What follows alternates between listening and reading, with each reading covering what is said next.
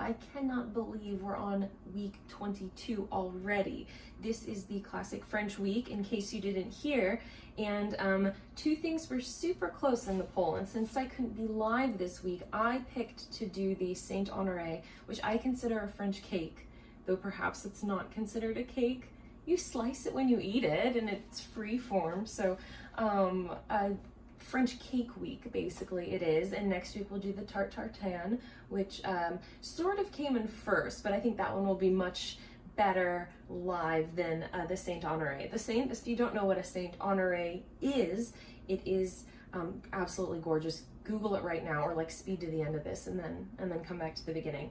It is a short crust round with choux pastry, and then you get little chouquettes on top of your choux pastry spiral. You fill it with whipped cream. All of the chouquettes get a caramel topping. It's super cute, and it's delicious, and it's actually simple. If you've been around the block with me, you've actually made most of this before, and I'm just showing you a new way to combine it. So the short pastry dough is actually very similar to how we do shortbread, which we did, I think, in week 3 or 4. And then in week 2 or 3, we made choux pastry with the Irish coffee cream puffs. And then we're gonna do a caramel, which is really easy, and we're making whipped cream, a chantilly cream filling. So buckle up, don't be intimidated. You've absolutely got this. And let's get started. So you're gonna start with your sweet pastry dough, the short crust, and that is just flour, powdered sugar, salt if you're using unsalted butter, and then butter. And we're gonna massage it in. Now, if you were around for shortbread, then you'll know that this is a French technique called sablage. For instance, sably cookies, and it just means sand. So we're just gonna massage the butter in until our mixture looks like sand. Very similar to counting coins, they say. Not that really anyone counts coins this way anymore. You can also do this in a food processor. Make sure your butter is super cold and super hard. That way it won't leak out when we bake this. If you have a pastry blender, you can also use a pastry blender, which is actually a kitchen tool. It's not electric at all if you haven't seen one.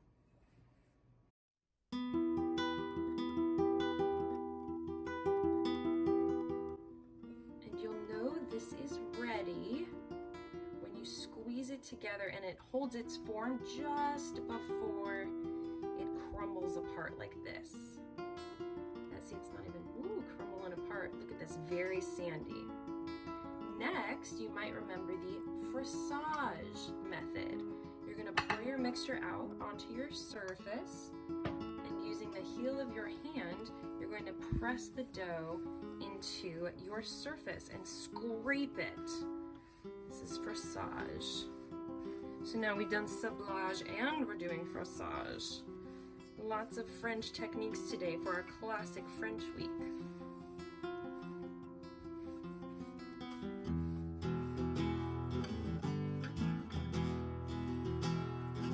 What we're looking for here is for it to come together.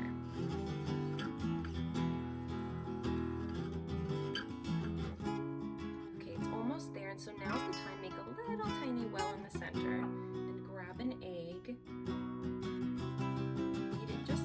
Our chef always said use one finger, and that way nothing else gets dirty. Pour that egg in. And then mix it together. And we're going to continue frissaging.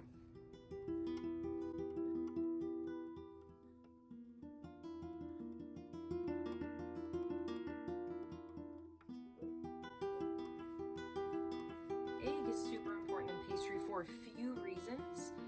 It is a binding agent.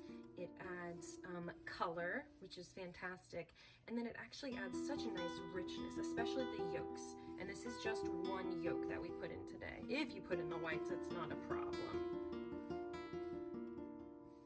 Look at that. Oh, perfect. Okay. Fantastic. Now that we have our short dough ready, we're gonna roll it out, and what you're gonna need next is a sheet pan, and you're gonna need a full-size sheet pan for this. And then some round that fits on your sheet pan, which we're going to use to trim our dough. So the goal is you don't want it to take up too much of your sheet pan, because we will be putting all of our choux pastry and our short crust onto this sheet pan. But you know, if you don't have a sheet pan big enough or anything like that, we can always add some chouquettes to a different sheet pan. So it's not a huge deal, but that's sort of where we're going next. We're gonna roll out our dough to about 2-3 millimeters thick, and then we're gonna line our sheet pan. Get a little bit, just a light dusting of flour is good. And you're gonna roll this dough out.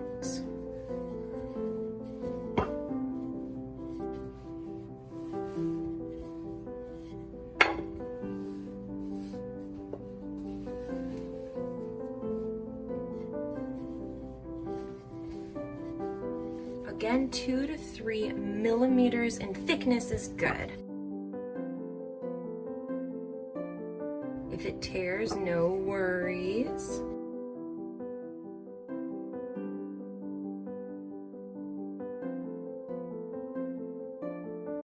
My recommendation is to roll it onto your rolling pin and then straight onto your sheet pan.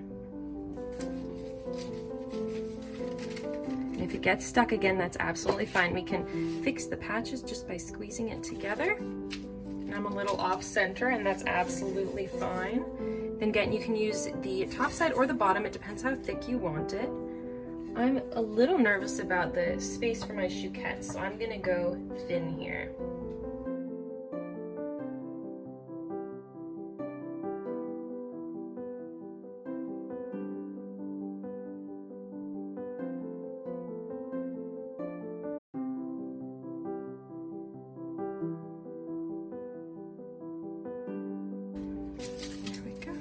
You can fix your edges if you'd like, but these will actually all be covered up.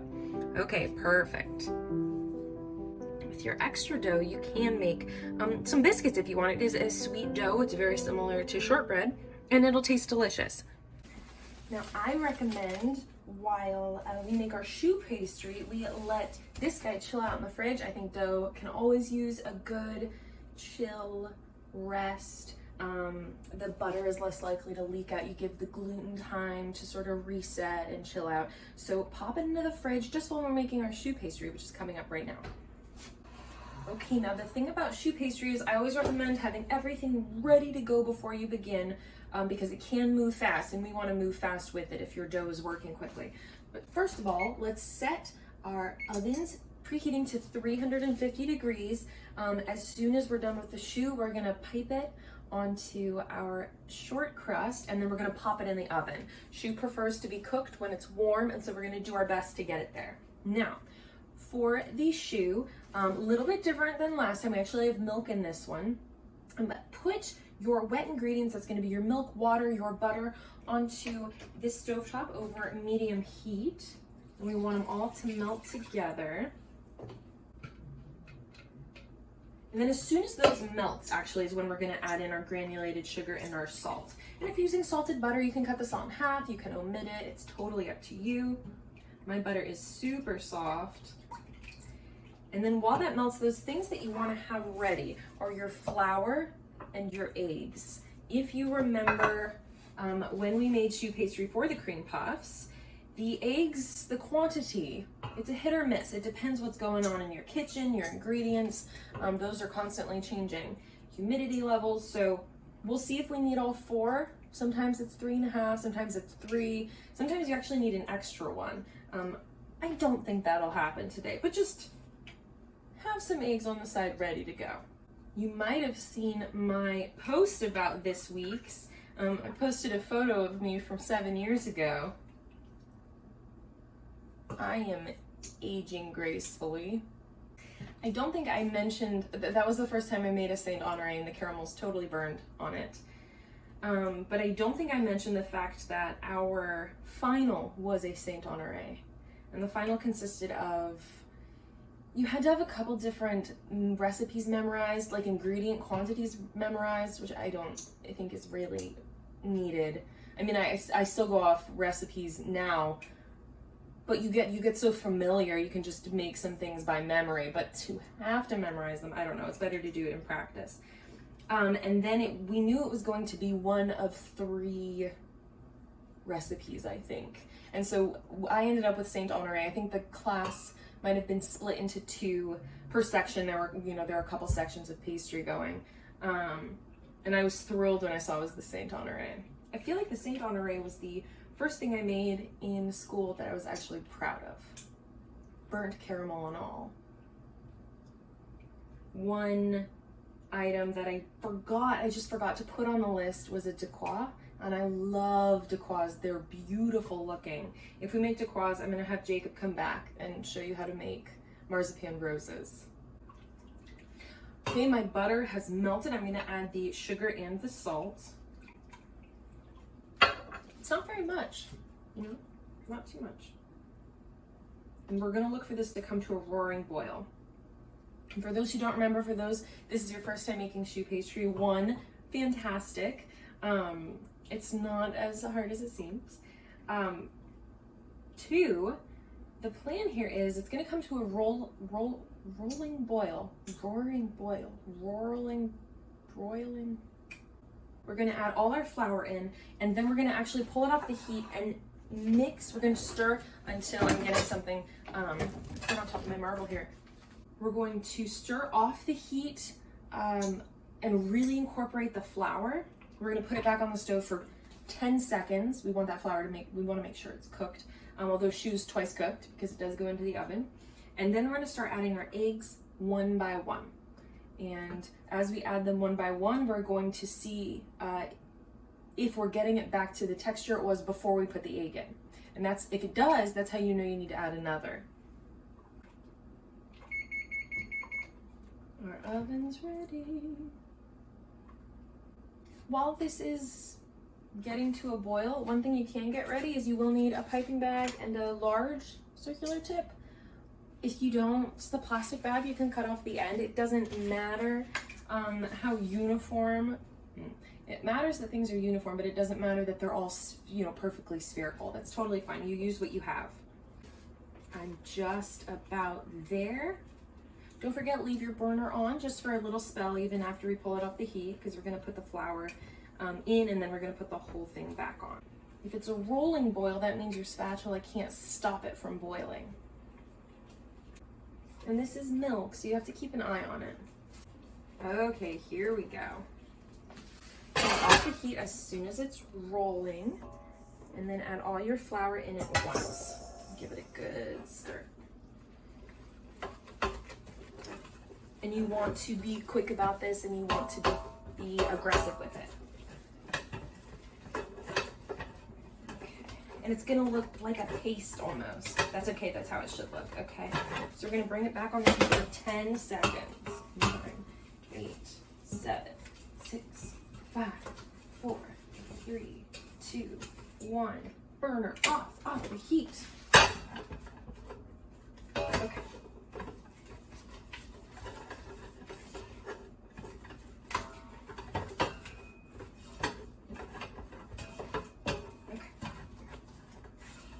Now adding 1 egg. If you haven't cracked them, that's okay.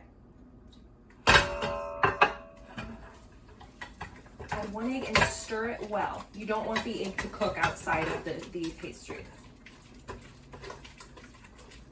Okay, you're gonna develop some arm muscles today, and that's good. And I'll show you my texture. Just make sure it's not cooking. You don't want to get some random egg white on your choux pastry. Okay, so now mine is the texture it was before. Just sort of like a big lump. And we're going to go again with egg number 2, and you'll most likely need at least 3 eggs. Egg number 2, going in. Okay.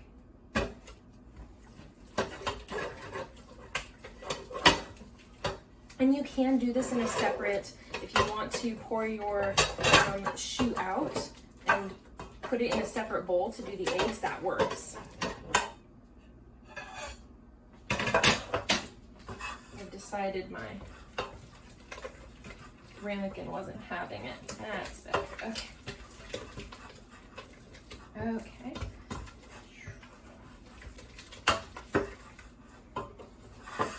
And by all means, switch arms. You're not weak. We did everything by hand in school, so I got very buff on my right side only. Okay, and let's add that third egg in. And then I gotta tell you what you're looking for. And if you accidentally add all four, don't freak out. Don't freak out. So what this looks like when it's done is, it is thinner.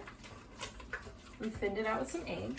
And as it falls off your heat-proof spatula, it will come to a point. And I'll show you as soon as mine is done what we're looking for. I think I'm going to need at least half of that last egg. Mine might be done. Let's see. And what you can do to avoid adding in too much is you can beat your egg and then just add half. So let's see if it comes to a point. I'm not quite there. I'm gonna add in half of mine, half of my fourth egg. So I'll be at 3.5 eggs. Give it a beat. And then add in half. Okay, perfect. And I think half will be my ideal today. It's a little bit too stiff. Okay.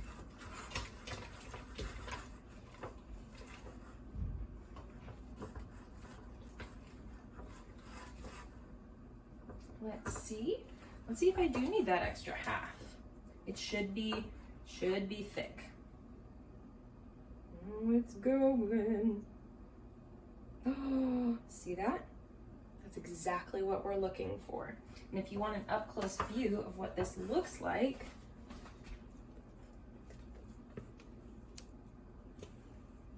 okay. So now your next step will be loading up your pastry bag, which I think I've shown you before. I'll show those who are curious how I like to do this. Give yourself a little rolled up sleeve, and then I wipe my hand. It sounds awful. I wipe it on my hand. That way I'm sort of ensuring it's keeping the edges of the bag clean. It's going into the bag. And by all means, I mean, if you have a big enough bag, and I brought out my large reusable bag from the Cordon Bleu, what? Classic French week, calling for some nostalgia. Okay, and then I take a pastry scraper or a table scraper and I make sure it's all at the top. And you want your shoe to still be warm. Mine is still warm. Although I lost my piping tip, it's way down here. That happens, look, it's happening to me right now. Alrighty.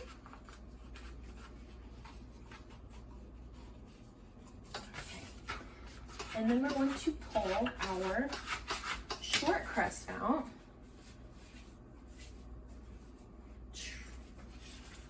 And we're gonna go through some piping. Okay, here's my short crust. I've got my shoe ready. And the first thing you're gonna do is pipe a circumference.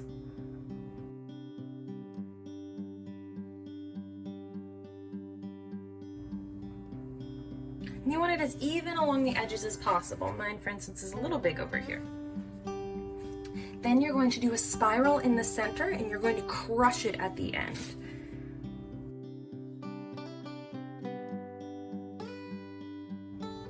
Crush.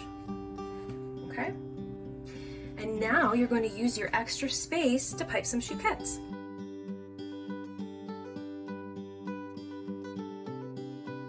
Make sure you leave some space between them.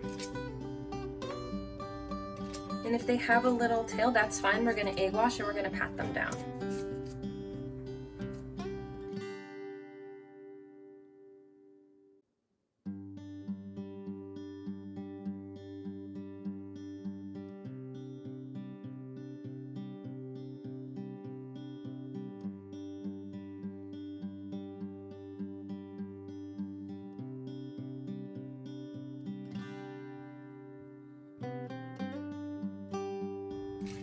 I have the littlest bit of choux pastry left.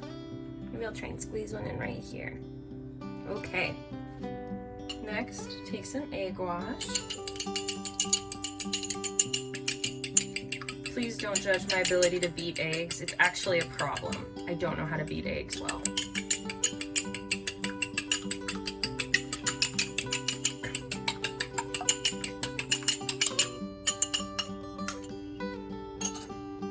I also want to throw a little tip out there. If you're using a pastry brush, before you begin, pull on it so that you pull off any extra strands. And probably don't do this over your cake. Don't do this over your Saint-Honoré. But I have found strands before. All right. And then using your egg wash, you're going to just pat down the tops.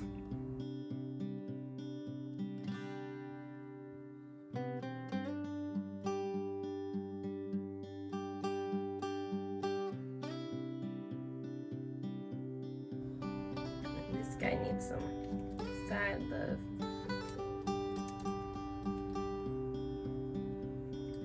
Do a little egg wash on this, but you just want to just get the top.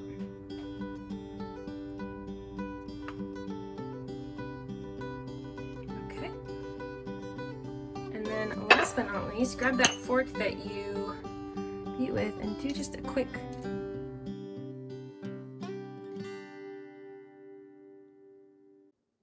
but I think it's one more way to get them even. And you've got so many you can pick which ones that you put on. So maybe you have some chouquettes for tasting.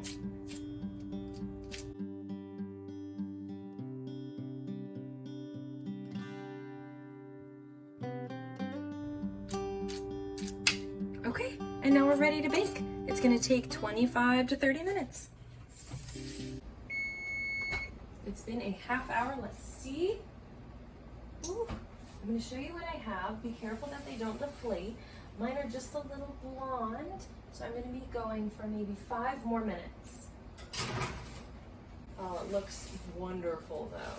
Oh my goodness. Now, items you can get ready while we're waiting. Each chouquette gets a little dip in caramel, and it's actually classically a flat top, which means the caramel dries upside down, just crystallized sugar.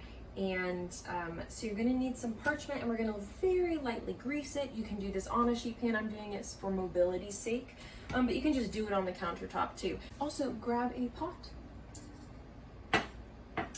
And with only 5 minutes on the clock for me, I'm going to get the caramel going now. Now, all that looks like is getting your sugar and your water into a pot, and you never stir caramel. I know I call this a French caramel because that's sort of how I view it.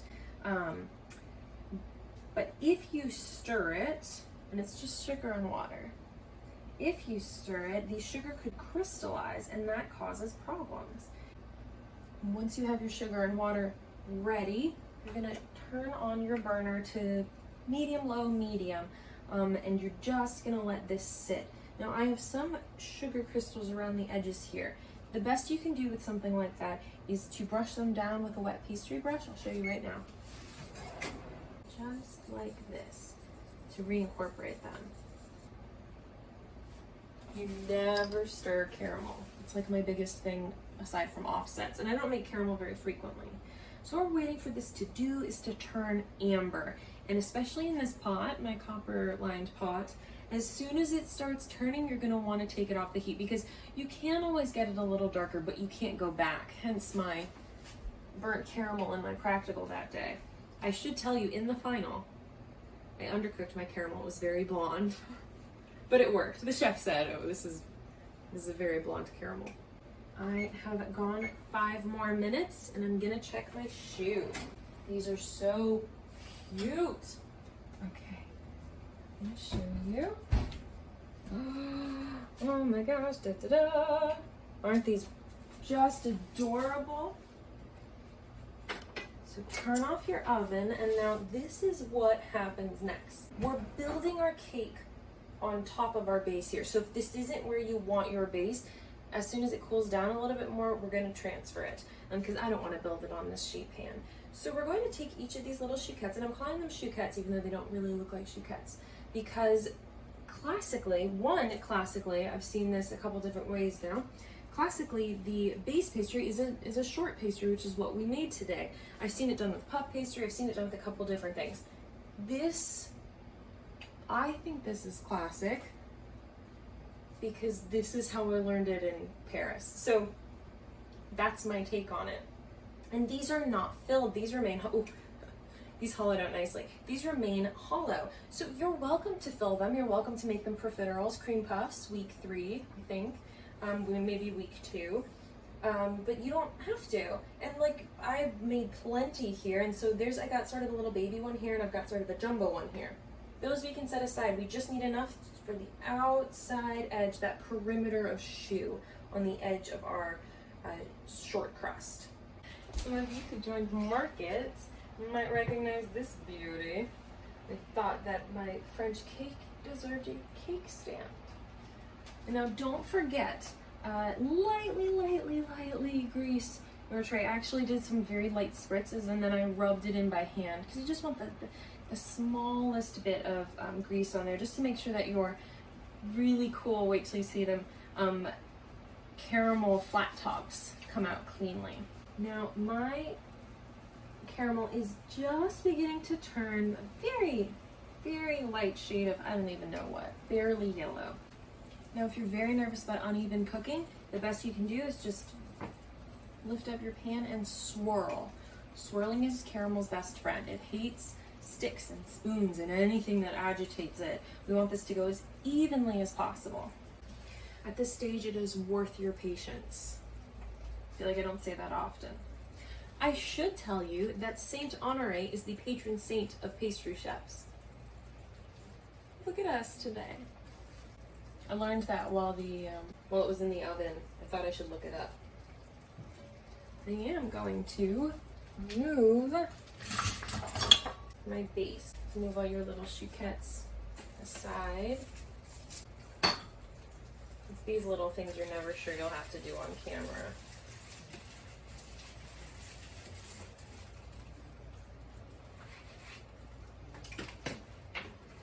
I just really want you to see this spiral and what crushing it at the end does. All right, we've got all our little chouquettes and our caramel's just a-going. It's doing its thing. I'll give it a swirl. It's looking good. We're seriously just looking for color here. After we have dipped all of our chouquettes, we will make chantilly cream, which is whipped cream. And for kicks, I'm gonna do it by hand today. I actually frequently make, I'm sure I told you this before, frequently make whipped cream by hand. Because I can just bring the bowl, literally, I can bring the bowl with a whisk to the couch, watch the show, you know. And then as soon as I'm done, I can put it down and scoop it onto, this just happened. I had already made the molten lava cake and I thought, oh, we have whipping cream, I should make whipped cream. And so it was sitting there and that has to be served warm. And so I just brought the whipping cream and the powdered sugar over to the couch and sat down. My husband doesn't mind the sound. I mind every sound, but he doesn't mind the sound. And then bam, molten lava cake. No one had to get up, turn off a stand mixer that was too loud.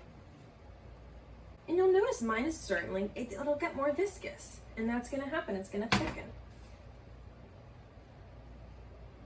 Our process will be to tip it as we dip it, you guys. Tip it and dip it, tip it and dip it. That'll be the process.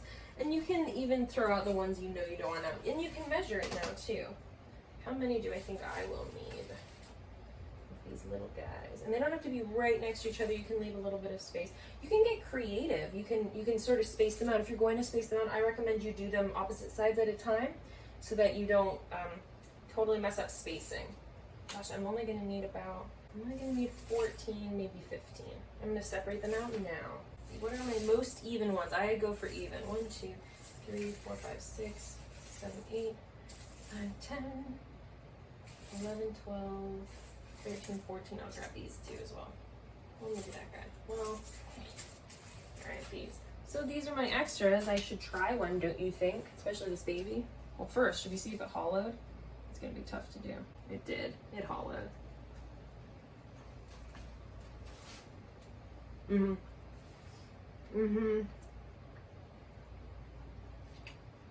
I should never try them because then I'm just gonna eat all the extras right now. This has probably been on for 10 minutes, you should know. Patience. Patience is good in this case. I do have a little bit of caramelization around the edges, so I'm gonna get that wet pastry brush. And you do want a wet pastry brush.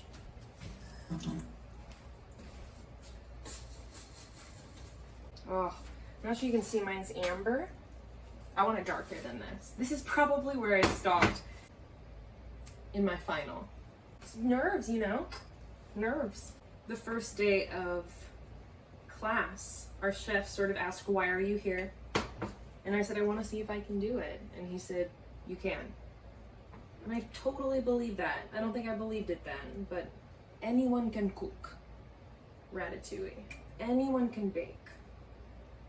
Everyone's capable. That's why I open with hello bakers, because you're all bakers, even if you're just watching. Ooh, I'm so close to where I want it to be. Gosh, if this can't be too blonde, I'm gonna embarrass myself. I think I'm gonna shut off my stove top.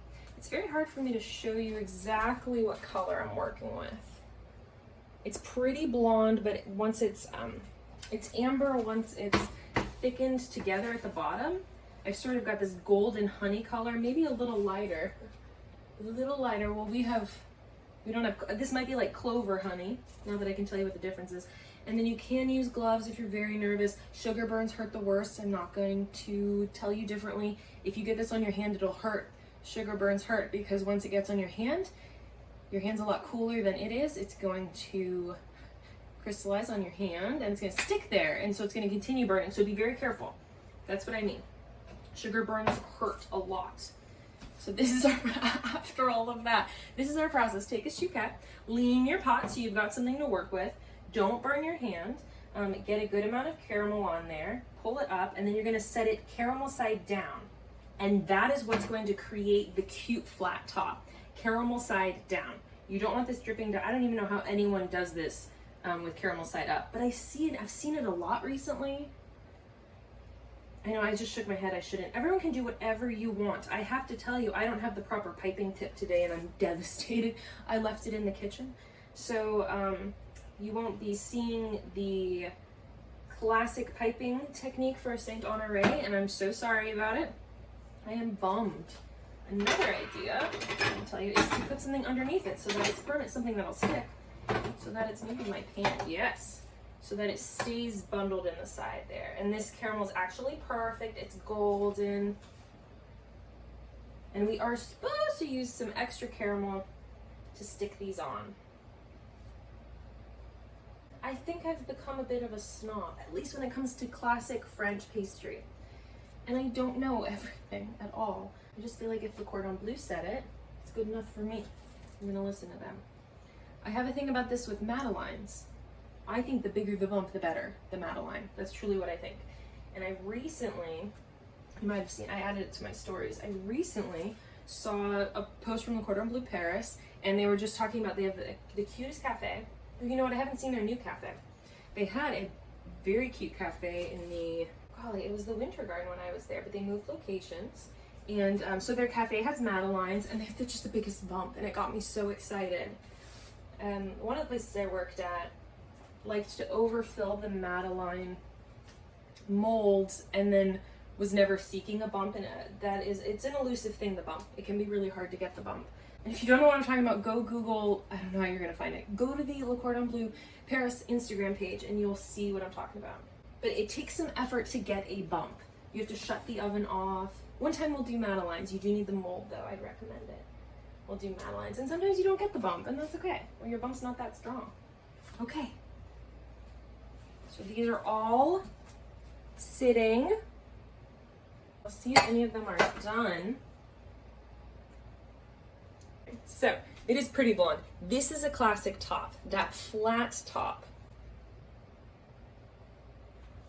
This is a classic top, on flat on top. So, and then you're going to very lightly dab your profiteroles, I beg your pardon, your chouquettes into the caramel, and then plop it on. Oh my gosh, I'm so excited right now. This is already super cute. And my caramel is getting darker. It'll continue to darken, know that. And I like to put them right next to each other. And what's nice is you do have extra caramel. Hello. If you're low on chouquettes and you realize too late, oh shoot, I needed more. And if your caramel drips along the outside, that is classic. Don't even fret. Oh, I actually really like my caramel. This golden honey color is just delightful. And you do want to do the whipped cream sort of last thing. If you're really itching to get it done, you can make the whipped cream while these bake and store it in the fridge in its piping bag. It'll be better fresh. I think it'll be better fresh. I mean, I just think this is so delightful. I'm so pleased right now. As I said, I don't have the classic piping tip, and I'm really kicking myself. I'm going to do a separate video showing you what you could do, but I want to make sure that this is fresh and ready today. Oh, I might have made just one extra. And I recommend you squeeze it in. So I've got a smaller one right here. You want to just really nestle them in. So I'm gonna fit this. This guy's fitting in here. Fit it. That's what you, sugar bird. Okay. I nestled in. If you saw what I did when I burned myself, the chef always told us, oh, look at this, I've got some sugar work here. That's what looks like spider webs in hair. It's actually just sugar. As soon as you feel it, you want to get used to always immediately taking your hand down, and I was like wiping it with my thumb to get it off because you don't want it to solidify and stick there. Okay. Safety aside, so this is currently what we've got. Gorgeous, if I do say so. Very cute. And next, it's just the whipped cream. And you can save a chouquette. I've seen this. I'm going to do it today, I think. I have just one extra, so I'm going to put it actually right in the middle. Let's get started on the whipped cream. Now, to make this as classic as possible, I am using the ratio that I learned for this chantilly cream. Whipped cream, it's literally sweetened, heavy cream whipped with vanilla added. And so you can use whatever whipped cream recipe you like. You can use store-bought whipped cream, that's totally fine. You did put all this effort into this gorgeous thing we've got going on here. So maybe, if you have heavy cream on hand. But I'm not sure I've ever mentioned this. We didn't use vanilla extract in Paris. We actually used, now it escapes me, I call it vanilla dirt. It's dried vanilla beans. And so we were like measuring by the knife tip. Literally, I have written all over my notes from school just a knife's tip worth, which changes based on the knife, so you'd think. Again, you're welcome to do this however you want, hand mixer, stand mixer. I learned how to do this stuff by hand, and I want to complete it that way today.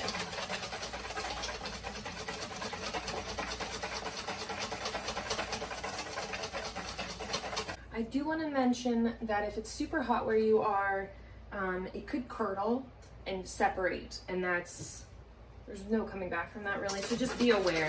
If it seems like it thickens too quickly, it might have curdled. You'll know it's curdled if and separated if you get sort of, it's not a grainy texture, but it is definitely unpleasant. It feels like there are sort of little clumps in it, and your whipped cream should be smooth. The classic piping tip is, and I cannot find the name of it, and I have it, it's not at home right now. It's a circle tip with like a V cut out the side, and you make these really cool patterns. I will do a separate video of it. It doesn't matter what tip you use, to be clear. If you looked at my picture from the practical, I have piped it in the classic way. That's how we were taught.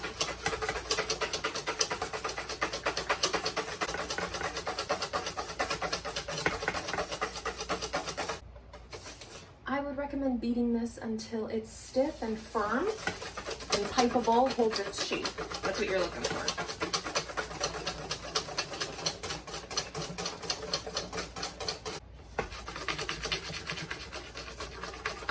It's bad when I switch hands.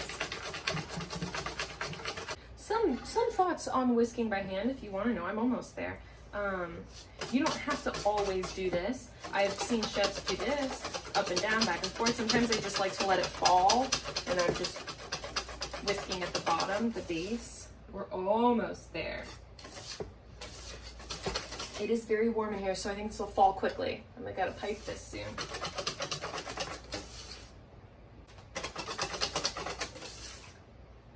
Perfect. Okay. Thing about whipped cream, especially in heat, it doesn't hold up as well. So you want it to be firm, and I think that also might account for the piping tips that are typically used. I've seen some sort of modern takes do little dots, little balls using a round tip on top. That's doable. I'm going for a large star tip.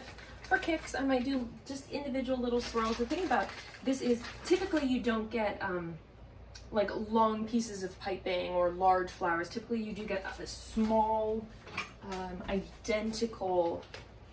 identical decorations, I guess, using a piping tip. Again, look at me just wiping it on my hand. Okay.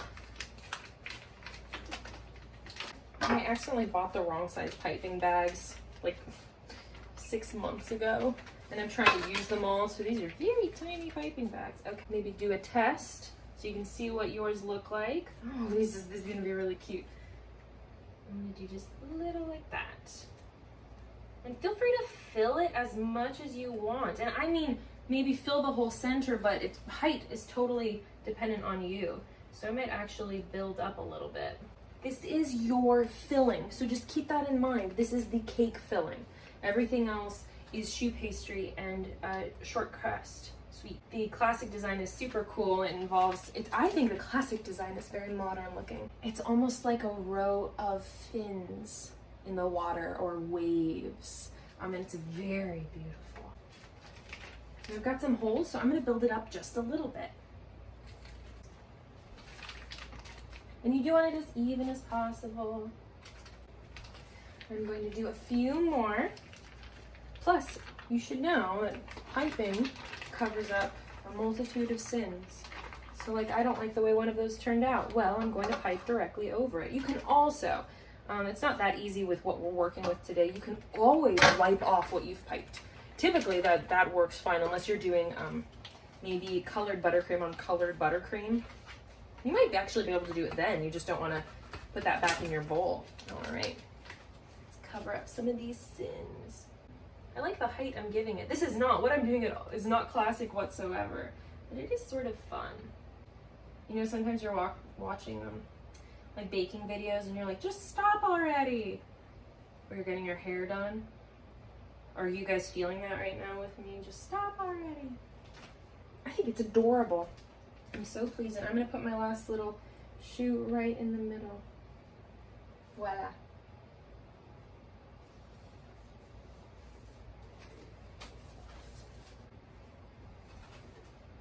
I could not be more pleased with that.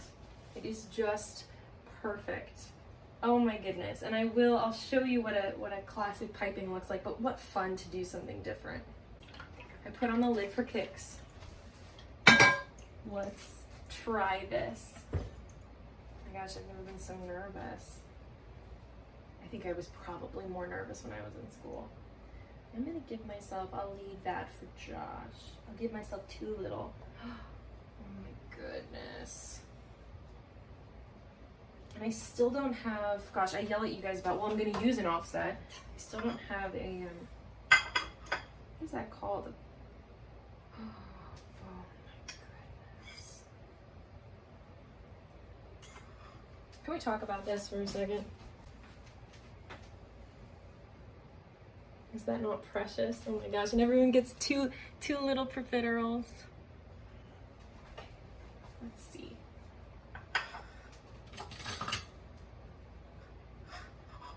Gotta make sure you can see this.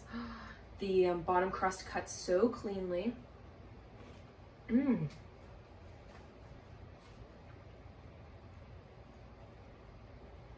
There's such a pleasant crunch. That sugar in the bottom crust worth every bit. And then of course, you just have to rip one of these off, caramel and all on the bottom, dip it in here, and then listen to this crunch.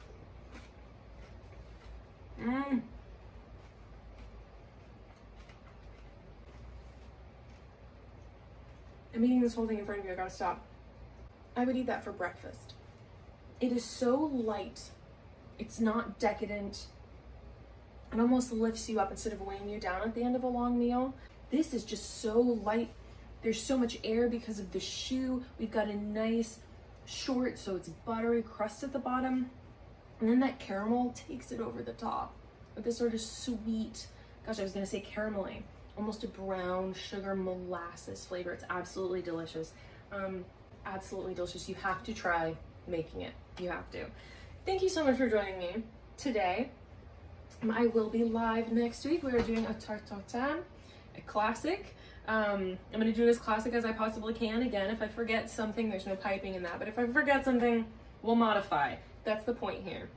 You can always make it, no matter what you've got. That's my goal. So thank you so much. This has been really fun, and it's such a trip down memory lane. I think this was the first French item I made when I got back from Paris too. So a Saint-Honoré is near and dear to my heart, for sure. If you haven't seen some of the new products on the site, head to beurrepastryshop.com. Under the pastry shop, you'll see options for local delivery, nationwide shipping. I just released a brand new box, the Summer Campfire box, which has the most elusive product, campfire s'mores bars, that I make. They have to be my favorite out of absolutely everything, but I never really have a time when I release them. So if I release them, it's sort of random. This year, they're paired with the new hot cocoa cookies, which came out a few months ago, and then s'mores pommiers, which came out a few months ago. So it's like this classic, perfect bar, if I do say so, with a graham cracker crust, cookie dough filling, marshmallows, chocolate, graham crackers, the whole shebang. And then you've got these two new products. So it's a really fun box. There is also a campfire jar you can get if you are nationwide. A few of those have gone out this week too. I'm very excited for those to reach their destinations. The pommiers are not in them, just because pommiers typically break when they're in these jars, and so I feel like better to not have them than for you to get pommier crumb. The subscription, it's officially seasonal time, so September 1st, monthly and seasonal subscription boxes will go out. You have until, gosh, Tuesday, I guess, next Tuesday, to get those, to get signed up for that. And you can absolutely sign up seasonally. You only get them 4 times a year, and this is the seasonal box, so you want to slip in before September hits, or else you're going to be waiting until December. November, December. Yes, December. December is when the next seasonal box will come out. So if you want a seasonal box, jump in now. It'll be the fall box, the autumn box. I'm very excited about it. Some of my favorite times of year to bake for is obviously fall, winter, with all of those spices, those gourds, everything. So I'm really excited. Otherwise, thank you for tuning in. I will absolutely see you next week. And in the meantime, tell me how you did. Tell me how it went. It's not that complicated, right? It's 4-ish parts. And then you get this masterpiece at the end. It's worth every second. If you did bake along, use hashtag Beurre Bake Along, B-E-U-R-R-E Bake Along. And in case you didn't know, I'm Sarah. And I'm your resident pastry chef. See you next week.